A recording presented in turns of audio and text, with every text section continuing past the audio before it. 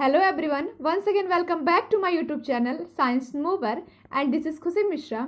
और अगर आप लोगों ने मेरे चैनल की सारी वीडियोस देखी होंगी तो आपको ये पता चल गया होगा कि मैंने ऐसी 2 वीडियो थी जो स्पेशली बीएससी सेकेंड ईयर के लिए बनाई थी, जिसमें मेरे एक वीडियो में जूलॉजी का सिलेबस था और हमारे जो सेकेंड वाला मेरा जो वीडियो था वो मेरा बॉटनी का सिलेबस था। फिर कुछ बच्चों ने कहा कि नहीं, केमिस्ट्री का भी सिलेबस बता दीजिए। तो आज मेरा जो वीडियो है वो केमिस्ट्री के सिलेबस के ऊपर है कि बीएससी सेकेंड ईयर में हमको कौन कौन से टॉपिक्स पढ़ने हैं और ऐसे कौन कौन सी चीज़ें हैं जो हमारे लिए नई हैं, या फिर कौन सी ऐसी चीज़ें हैं जो हम फिर से पढ़ के आ रहे हैं अभी तक। तो वैसे देखा जाए तो आप सबको पता होगा कि केमिस्ट्री में हमारा 3 पेपर होता है, फिजिकल, ऑर्गेनिक एंड इनऑर्गेनिक। वहीं थर्ड ईयर में जाते हैं तो ये 4th पेपर हो जाता है, but first year second year में तो हमारा 3 ही पेपर होता है। तो चलिए हम देख लेते हैं कि हमको क्या क्या पढ़ना है। तो स्टार्ट करते हैं फिजिकल केमिस्ट्री से, जो हमारा फर्स्ट पेपर है।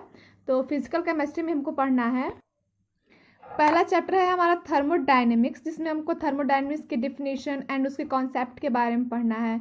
उसमें हमको first law of thermodynamics and second law of thermodynamics पढ़ना है। देन हमारा सेकेंड है थर्मोडायनेमिक्स सेकेंड, जिसमें हम सेकेंड लॉ ऑफ थर्मोडायनेमिक्स पढ़ेंगे। इसमें थोड़ी सी हमारे डेरिवेशन और थोड़े से हमारे न्यूमेरिकल्स भी आ जाते हैं। देन हमारा तीसरा है थर्मोडायनेमिक्स HI, जिसमें हम ideal and non ideal solution के बारे में स्टडी करेंगे। एंड देन फिर हमारा है केमिकल इक्विलिब्रियम, जो हमारा 4th चैप्टर है, जिसमें हम ली चैटलियर प्रिंसिपल वगैरह, रिएक्शन आइसोथर्म और फिर कुछ ऐसे इक्वेशन है एंड एप्लीकेशन जिसको हम स्टडी करेंगे। 5th हमारा फेज इक्विलिब्रियम है, जिसमें हम डिफरेंट टाइप ऑफ सिस्टम पढ़ेंगे, उसकी मेल्टिंग पॉइंट, उसकी बॉइलिंग पॉइंट। एग्जाम्पल में जैसे हमको वाटर का सिस्टम पढ़ना है, सल्फर है एंड हीलियम सिस्टम है। अगर बात करते हैं डबल सिस्टम की, तो उसमें हमारा लेड और सिल्वर आ जाता है, और फिर हमारा copper sulphate and water system आ जाता है। 6 हमारा है इलेक्ट्रोकेमिस्ट्री फर्स्ट एंड 7th है हमारा इलेक्ट्रोकेमिस्ट्री सेकेंड। यानी फिजिकल केमिस्ट्री में हमको टोटल 7 चैप्टर पढ़ना है, जिसमें से हमारा जो थर्मोडायनेमिक्स और जो इलेक्ट्रोकेमिस्ट्री होता है वो मेन होता है, और ज़्यादा जो नंबर गेनिंग का बात आती है तो वो इलेक्ट्रोकेमिस्ट्री और थर्मोडायनेमिक्स से ही हम नंबर गेन करते हैं। बात करते हैं सेकंड पेपर की, तो हमारा इनऑर्गेनिक केमिस्ट्री है। हमको पता है कि तीनों में सबसे जो हमारा इजी होता है वो इनऑर्गेनिक केमिस्ट्री ही होता है। तो इसमें हमको सबसे पहले कॉन्सेप्ट ऑफ इलेक्ट्रोड पोटेंशियल के बारे में स्टडी करना है। सेकंड हमारा ट्रांजिशन एलिमेंट्स है, जिसका हम पहले पोजीशन पढ़ेंगे, फिर उसके एटॉमिक एंड आयोनिक रेडियाई को स्टडी करेंगे। फिर इसी में एक हमारा आता है catalytic behaviour and magnetic behaviour आता है, जिसमें हम पैरामैग्नेटिक, फेरोमैग्नेटिक सब्सटेंस के बारे में स्टडी करते हैं, उसका एग्जाम्पल्स लेके। थर्ड हमारा कोऑर्डिनेशन कंपाउंड है, जो हम क्लास 12 में भी पढ़े थे। तो सबसे पहले इसमें हम नॉमेनक्लेचर को पढ़ते हैं, क्योंकि सबसे ज़्यादा जो नंबर होता है वो नॉमेनक्लेचर से ही आता है। देन हमारा इसी में बैलेंस बॉन्ड थ्योरी वगैरह आ जाती हैं, definition of ligands, classification of ligands. कुछ ऐसे रूल या थ्योरी हैं जो हमारे लिए नई होती हैं, पर अगर हम उनको पढ़ते हैं तो ईजी होती हैं हमारे लिए, और उनसे हम अच्छा नंबर गेन कर सकते हैं।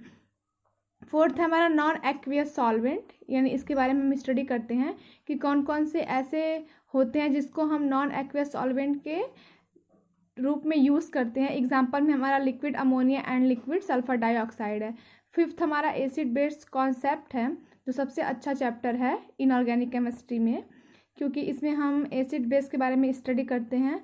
अलग अलग साइंटिस्ट ने अलग अलग अपने कॉन्सेप्ट दिया था, तो इसमें हम लॉरी ब्रॉन्सेट कॉन्सेप्ट पढ़ेंगे, लेविस कॉन्सेप्ट पढ़ेंगे, और फिर हम इसी में हार्ड एंड सॉफ्ट एसिड पढ़ते हैं। ये जो हार्ड एंड सॉफ्ट बेसिड जो पॉइंट है वो हर एग्ज़ाम के लिए बहुत इंपॉर्टेंट है, और हर साल इस पॉइंट से क्वेश्चन पूछे जाते हैं।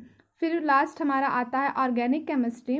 ऑर्गेनिक केमिस्ट्री वैसे देखा जाए तो थोड़ा लंबा पोर्शन होता है, क्योंकि ऑर्गेनिक केमिस्ट्री से हमको ज़्यादा चैप्टर कैरी पढ़ने पड़ते हैं। तो सबसे पहला हमारा कार्बोहाइड्रेट है, जिसमें हम क्लासिफिकेशन पढ़ेंगे कार्बोहाइड्रेट का, मोनोसेक्राइड, डाइसेक्राइड एंड पॉलीसेक्राइड है। एंड फिर उसका हम स्ट्रक्चर देखेंगे, तो स्ट्रक्चर में हम ग्लूकोज फ्रक्टोज का ही स्ट्रक्चर स्टडी करते हैं, और उसके कुछ रिएक्शन को स्टडी करते हैं कि ग्लूकोज के साथ किसी चीज़ को अगर हम रिएक्ट करवाते हैं तो उसका प्रोडक्ट क्या बनता है। सेकेंड हमारा एरोमेटिक हाइड्रोकार्बन है। तो मैं आपको यहाँ पे क्लियर कर दूँ कि एरोमेटिक का मतलब होता है बेंजीन, यानी हम बेंजीन के बारे में स्टडी करेंगे। एंड हाइड्रोकार्बन्स का मतलब है एल्कीन, एल्केन या एल्काइन, यानी जब हमारा बेंजीन पे इस तीनों ग्रुप का कोई भी मतलब अटैच रहता है तो उसको हम बोलते हैं एरोमेटिक हाइड्रोकार्बन्स।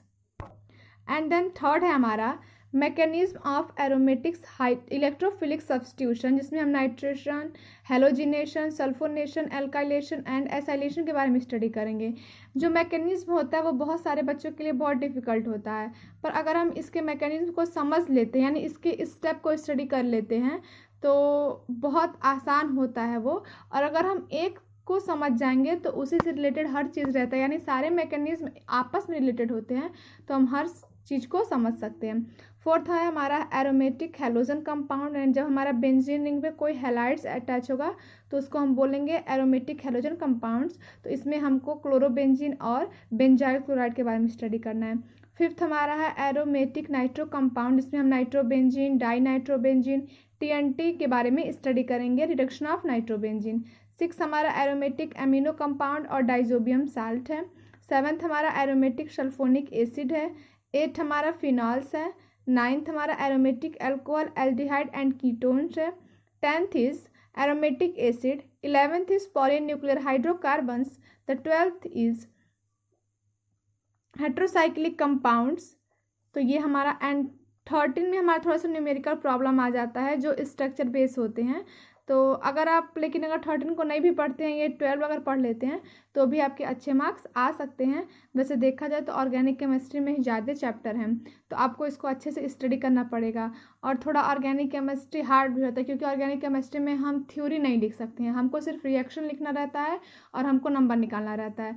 तो इसलिए ऑर्गेनिक केमिस्ट्री हमको अच्छे से पढ़नी चाहिए, क्योंकि बात करते हैं इनऑर्गेनिक की या फिजिकल की, तो हम थोड़ा बहुत थ्योरी लिख के या डेफिनेशन लिख के नंबर निकालने की कोशिश करते हैं, बट ऑर्गेनिक में हमारे पास नो ऑप्शन, नो चांस, कोई ऑप्शन या कोई चांस नहीं होता है।